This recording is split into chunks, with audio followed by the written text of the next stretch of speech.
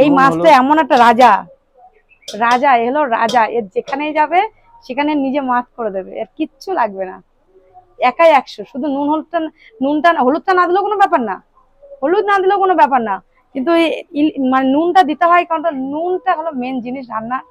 নুন ছাড়া কোনো খাবারই অসম্পূর্ণ, আবার নুন বেশি হলে সেটা একদমই বাজে। 1 মিনিট।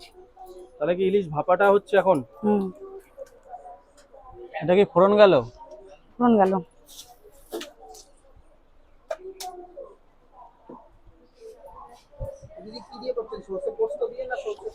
পোস্তটা দোকান বন্ধ হয়ে গেছে, আনিনি পোস্ত, পুরো একদম ঘরোয়া পদ্ধতিতে করছি, সর্ষে কাজু বাদাম আর দিয়া।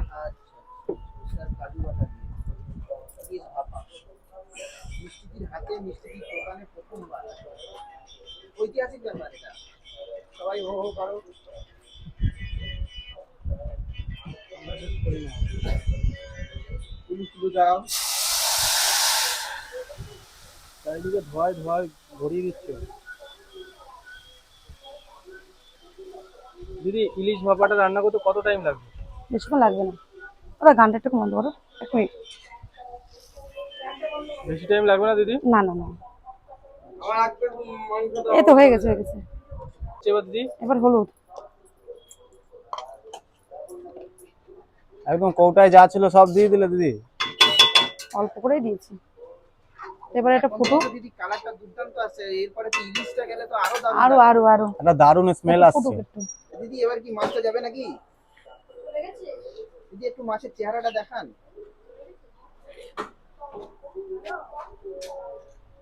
ও হো হো হো হো, দারুণ।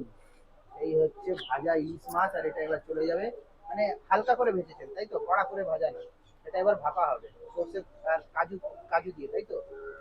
পোস্তটা দরকার ছিল, তো পোস্তটা দেখো ঘরে আমরা যখন রান্না করি পোস্ত মোস্ত কিন্তু চিনতাম না, ডাইরেক্ট সর্ষে আর কাঁচা লঙ্কা, তাতেই টেস্ট। তাতেই কিন্তু টেস্ট, তখন একটা ফ্লেভার, ও মানে ঝাঁঝে আর ইলিশ মাছের নিজস্বই একটা যে ফ্লেভার ছিল, সেটাই।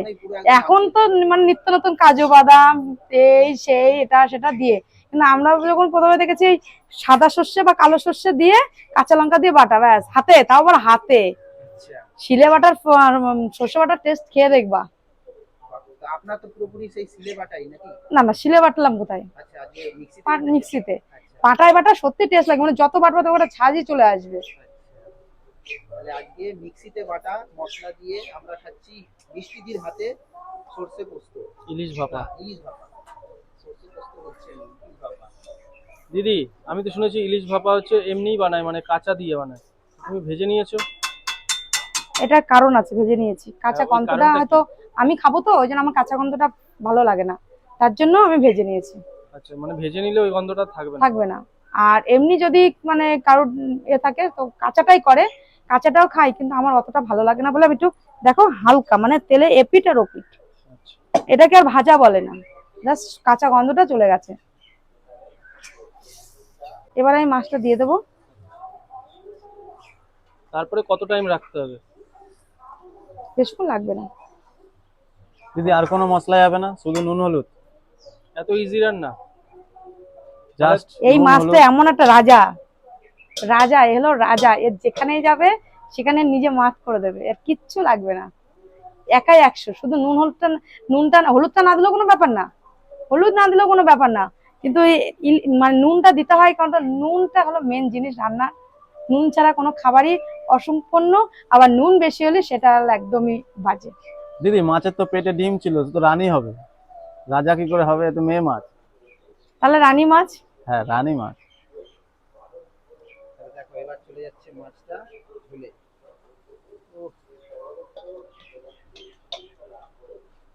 যারা যারা এইভাবে ইলিশ মাছ খেতে চাও, ইলিশ মাছ বাজার থেকে কেনো আর মিষ্টির দোকানে নিয়ে চলে আসো, তাই তো? তোমরা নিয়ে আসলে কেটে কুটে নিয়ে আসবে, আমি তোমাকে রান্না করে দেবো। আর রান্না করার জন্য কত টাকা নেবে? মানে কত টাকা আজকের নেবে? জন্য বলছি না, কত টাকা নেবে? ইলিশ মাছ বুঝি এখন আর তেল আর নুন হলুদ, 100 টাকা টাকা নেবো। মানে পার কেজি ইলিশে 100 টাকা নেবে? এত সস্তা? দিদি, কাজু কাজু পেস্ট দিচ্ছ, আর আবার কাজু সর্ষে পেস্ট দিচ্ছ। পোস্ত দিতে হবে। আচ্ছা। ওই যে বললাম যে আমি এখন পোস্তর দাম শুনে যদি দেখি যে আমার বাজারে যাব আমি কিনবো, যদি 50 টাকার পোস্ত কিনি, আমি 50 টাকা সামথিং পোস্ত কিনলাম, ওটা তো আমি সত্যি কথা তুমি যেটা বলেছো আমি এটা মাথায় ছিল, আমি জানি সর্ষে দিয়ে করবো, কিন্তু পোস্ত টোস্ত দিয়ে করে একটু বেশিই লাগবে। তো এই মাছটা রান্না করতে পার পিস মানে পার কিলোতে 150 টাকা নেবো, ইলিশ মাছ রান্না করতে।